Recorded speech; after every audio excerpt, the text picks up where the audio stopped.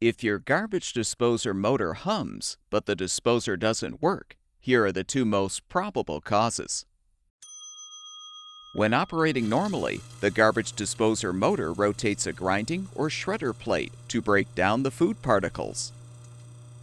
Certain fibrous materials, such as potato peels and corn husks, can cause the grinding plate to jam, which can trip a breaker or the disposer's reset button. You can manually turn the motor and grinding plate to clear any obstruction. To do this, insert an Allen wrench into the opening on the bottom of the housing and rotate it back and forth.